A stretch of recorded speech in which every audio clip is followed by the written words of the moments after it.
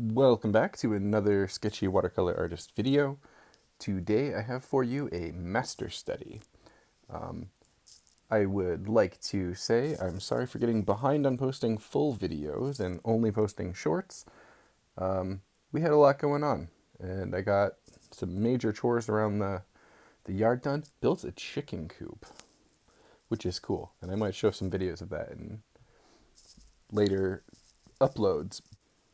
But I am back with these. I really do want to post some kind of sped through videos, but videos that demonstrate my thought process because it's something I appreciate watching from other artists, seeing the thought process from the beginning to the end, and it helps me to understand all the different kind of ways of going about making a painting that are out there. So this is me. This is how I do it.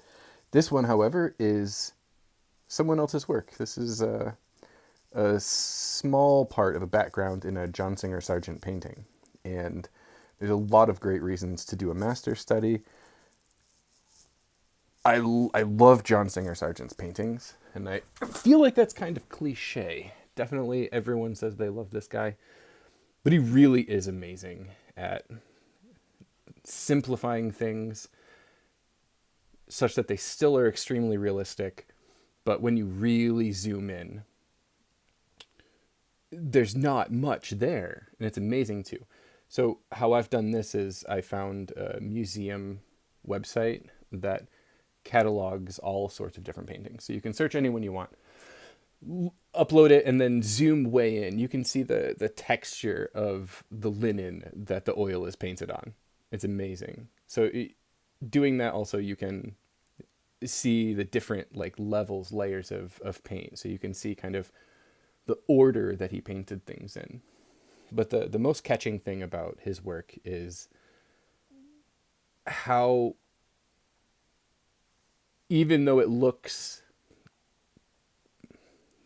what's the word? Not chaotic, but kind of random and abstract. It's absolutely not. Every single stroke is exactly one stroke. Like every plane is one stroke. He doesn't, it looks kind of sketchy at first, but it seems exactly perfect when you zoom in and then zoom back out and see what the shape was intended to do. It's shocking. But as a watercolor artist, John Singer Sargent actually painted watercolor as well. It's slightly lesser known, but they are gorgeous, and they definitely break away from, I think, what I've seen in a lot of other watercolor paintings from the period, where they kind of were a lot more washed out, not nearly as vibrant. But he takes watercolors to the exact same level of brilliance in color vibrance that he does oils, if not more so. Like his watercolor paintings in Venice are absolutely gorgeous. So how do you go about doing this? I've wanted to do some of my own master studies for a while, especially after watching YouTube videos of other artists claiming how awesome they are. And so there's definitely a lot of peer pressure going on here. Woo, peer pressure. Anyway, it's all free online. If you just look up any museum website, you can find catalogs of these things. And it's, as long as you're not claiming it's your work, there's no shame in doing a master study. It's absolutely hugely beneficial to your own work for a lot of reasons. You have to learn from people who are better than you. And the way you do that is by copying. It helps you see things that you would maybe not come to yourself. And it helps you get there a lot faster too. So in this piece, one of the big things I did notice was, like I said, for example, how simple Sargent's figures are, but also they're extremely complex in a sense. They're very abstract. He clearly knows what he's trying to achieve, and achieves it in a single brushstroke.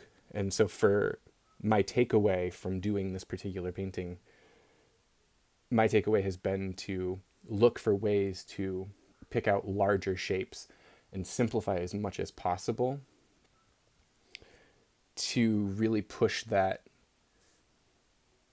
envelope on abstraction in things that are simpler in paintings, to the point where probably we overthink painting a subject in a painting when you don't have to. In fact, to paint something more simply and still achieve an element of realism is actually probably a much higher level of skill. So it is something I've been focusing on following this. And also I love when you zoom out from this painting, this is a very, very small section, but his backgrounds are wildly abstract with just like flicks and globs of weird colors that don't seem like they belong there. But when I put them down in the sketchbook, they look really good. And that's something I wouldn't have thought to do.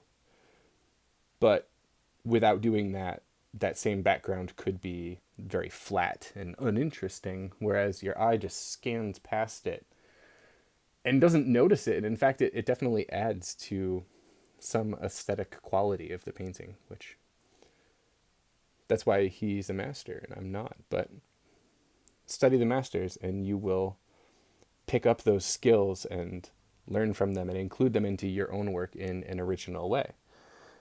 The other thing I would say is you got to pick someone that you want to try and emulate. So if you're lacking a skill in your own painting, do some research and find paintings you like, find artists you like, either for the particular subjects that they use or a particular style they paint in, a particular medium, and then narrow in on that. And then for a week or 2 weeks, just knock out a bunch of your best attempts at copying what this artist does, and